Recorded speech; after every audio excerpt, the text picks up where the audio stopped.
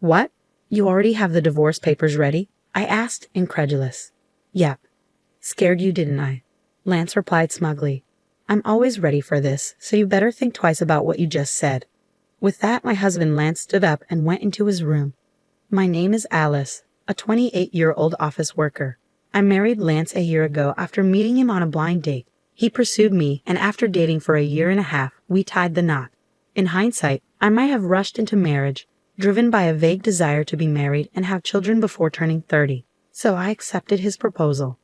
However, I soon realized I should have been more cautious. The first shock came when Lance announced he was changing jobs right after we got married. I'm changing jobs, he said out of the blue. Why so suddenly? I asked. Because I can't show my full potential there, he replied. I thought, what the heck? He then told me he had already submitted his resignation and would be leaving at the end of the month. He managed to switch to a job he wanted, but the salary was lower than at his previous company. At the time, I didn't mind because I was also working. But then he started pressuring me to quit my job. I would have considered it if Lance's income could cover our living expenses. However, his new job paid less. Lance kept assuring me his salary would increase soon, but there was no timeline. If I quit my job now, we'd struggle to cover rent and other expenses. I told Lance, I will not quit my job until your salary goes up. He seemed to agree but kept asking me to quit periodically. Each time, I gave him the same response. Now, a year into our marriage, his salary still hadn't increased, yet he persisted. I was tempted to sarcastically say I'd quit, but then tell him I was joking and couldn't quit yet. If he wanted me to quit so badly, he needed to earn more money. He should focus on his own work before pressuring me. I wondered why he was so insistent and finally realized it was about his mother, Sarah. I just want to make things easier for you, Mom, Lance would say every time we visited his parents. Sarah would reply, Thank you, Lance. That's very kind of you. Lance would then glance at me, silently pressuring me to quit my job to take care of her. But Sarah wasn't ill. She was healthy, active, and financially independent. She enjoyed her hobbies and social life.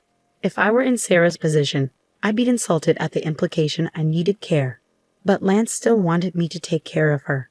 Oh, if only one of us were home during the day, we could check on Mom every day, Lance would say. He wanted me to visit his parents' house daily. I asked him, Sarah is still in perfect health, so what do you want me to do? Lance replied softly, There are plenty of things you can do. Housework, running errands, helping her out. But with Sarah's part-time job and social activities, she isn't home much during the day, right? I countered. Even if she wasn't home, you could still do the housework, he said. What the hell is he saying? I thought. If I did all those things, I'd just be a housekeeper for her. Lance wanted to look good, especially in front of his parents. If he wanted to take care of them so badly, he should do the housework himself. I didn't have time for Lance's petty pride.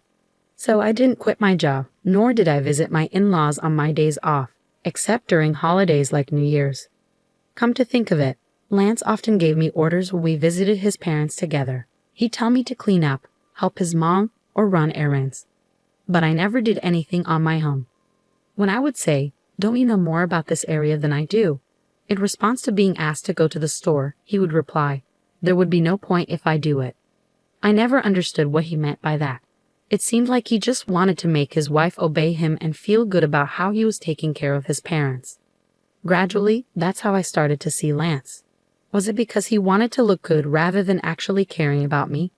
One day, I boldly asked him, Why don't you try to help or quit your job to take care of your own mother? He looked extremely uncomfortable and disgusted. That's not something I'm supposed to do, he said. I'm giving you these instructions so that my mom will think you're a considerate, useful wife. I hope you realize how kind I am to you. So, in other words, he wanted to push all the troublesome stuff onto me and show off as if he did something amazing. But I am not his servant or slave, and I don't deserve to be belittled in front of my in-laws. If Lance continued to make unreasonable demands, I wouldn't stay silent. But he never changed his stance. He kept asking, When are you going to quit your job? And ordered me to do all kinds of things whenever we visited my in-laws. I reached the end of my patience and decided to talk it over with my husband. What do you mean talk? He asked. I thought we should discuss our future. Huh? What are you even trying to say? I'm honestly fed up. I'm fed up with you asking me when I'm going to quit my job and trying to get me to take care of Sarah. Why are you fed up with that? You're my wife, and you're supposed to take care of the husband's parents. Don't you think that's a big burden for me? Isn't it your responsibility as her child to help with the housework and take care of your own parents? No way. It's the wife's duty to do so. Are you the kind of person who doesn't care about family? I'm really disappointed that you would say such a thing. Let me ask you this. How have you been taking care of my parents? If I asked you to take care of them, would you do it? Lance looked at me blankly. What are you saying? Why should a husband take care of his wife's parents? So does that mean you aren't, and won't, take care of my parents? The husband's parents and wife's parents are totally different. What difference does it make? I can't understand. Ah, I didn't know that you were this clueless. It's like I'm talking to my old boss or something. What are you trying to say? I'm saying that the first priority should be the husband's parents. The wife's parents should be taken care of by you, the wife. What the? I couldn't believe what I was hearing. For Lance, the only family he prioritized was his own blood relatives. I'm so disgusted by you. I'm not going to your parents' house anymore. Huh. Why would you do that? Enough is enough. I'm the one who wants you to cut the crap. No way. How dare you talk back like that? My mom's right. Huh. Mom said you're a bad-behaved wife. That's why she gave me this. Lance pulled out a piece of paper from his bag. It was divorce papers. What? You already had the divorce papers ready? I was surprised, but Lance looked proud of himself. How's that? I scared you, didn't I? Because I'm ready for this at any time, so you better cool down and reflect on what you just said. With that, Lance got up and went into his room. No way. Why is Lance so selfish? His triumphant look made it clear he was using the divorce papers to threaten me into obedience. The fact that Sarah had prepared the papers confirmed my suspicion. Lance is a mama's boy, doing whatever Sarah says and trying to boss me around. I won't let him get away with this. Our marriage was already over. His lack of common sense made me even more irritated. Lance had already filled out the divorce papers and handed them to me. The witness column was signed by Sarah and his friends, so I could sign and file the divorce papers anytime I wanted. The next day, after Lance left for work, I filled out the divorce papers and submitted them to the city office. I'd also filed a notice of non-acceptance of the marriage certificate. I called my parents and explained the situation, knowing Lance might try to refile the marriage certificate if he heard about the divorce. My parents were surprised I had already filed for divorce, but were outraged by Lance's behavior. They offered to help me move my things anytime.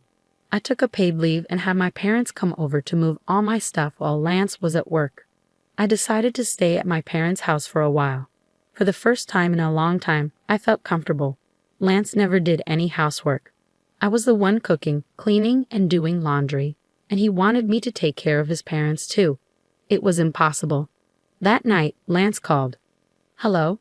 Hey, where are you right now? I'm at my parents' house. Huh? Why the hell would you go back to your parents' house without my permission? And there's none of your stuff here. Don't tell me that you're staying the night over there. I almost laughed out loud. He really thought I was just staying over when I had taken most of my belongings with me. I moved out of the house. I'm not going back. Huh? What the hell are you talking about? Come back here and make me some food. Please prepare it on your own, I said, and hung up. I couldn't even talk to him about filing for divorce if he was going to be like this. So I decided to wait for him to come here and blocked his number. A week later, Lance finally got impatient and came to my parents' house with his parents. All three of them had grim looks. I led them into the living room, facing each other 3 versus 3. How could you be like this? I can't believe you would be gone for such a long time without my permission. Well, that's because you tried to use me as if I was your housekeeper, right? All I asked you to do was to take care of my family. My in-laws looked grim as ever. Sarah was glaring at me. Don't you dare say things like that. You always twist the truth to suit your narrative. You just forced me to take care of things you don't want to do, don't you? I've told you many times that's not what I mean. What kind of wife are you when Lance is doing so much for you? Seeing Sarah speak ill of me, my father was trembling. I knew he would lose his temper if I didn't intervene. Before he could lose his temper, I repeated what Lance had said to me. Lance told me to stop working and help Sarah, saying it was my duty as his wife. But when it comes to my family, he pushed me to take care of them on my own. In the end, Lance just wants me to obey him, take care of his parents, and take credit for it. He's been saying things like how his parents are more important or that they are a priority over mine. Has Lance ever said such things in front of you? I asked Sarah. Sarah was still glaring at me, but my father-in-law, Robert, looked at Lance with a clueless expression. Apparently, Robert had not heard this story. Time to spill the tea. What I couldn't believe was that Lance brought up the divorce papers and told me it was Sarah's idea. What? Did you suggest that to Lance? Robert questioned Sarah. Well, that's because Alice has an attitude, you know.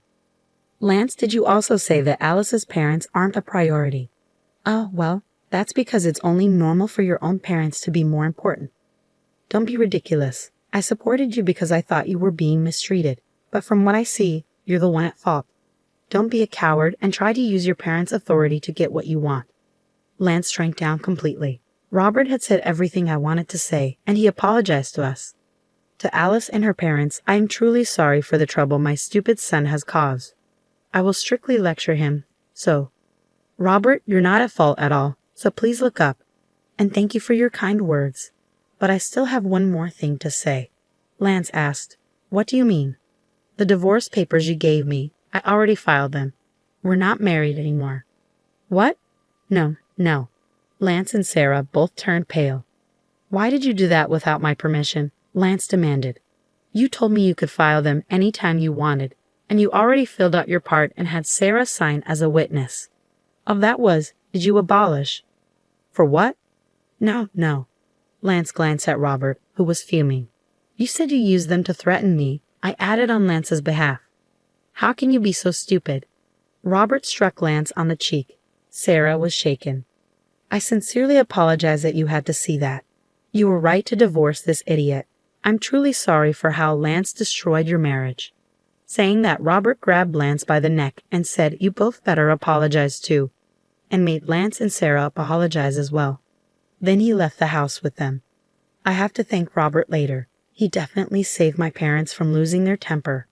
Robert made sure that all of Lance's property went to me in exchange for no alimony. Since Lance couldn't go against Robert, I was entitled to all our savings and assets from our marriage. I had a higher income than him and ran the household, so it was fair. But I can only thank Robert for making sure the entire amount, which would have been split unfairly, went to me. I heard that Robert was so disgusted with Sarah that he divorced her. Recently, I met a colleague from Lance's old workplace. He told me Lance wasn't good at his job and was scolded by his boss constantly. Lance had resigned to spite his boss and changed jobs. I had never heard this story before, and I was fed up with Lance. Lance had blamed everyone for his own lack of ability. That's why he didn't earn much at his new job, so I'm glad I left him. I rented a single-room apartment and lived comfortably on my own. Work is going well, and I just got a raise. Since I don't want to be in a relationship for a while, I will focus on my job. Lance couldn't do his job because he cared too much about appearances. He maintained his dignity at home but nowhere else. He should have focused on improving his skills instead.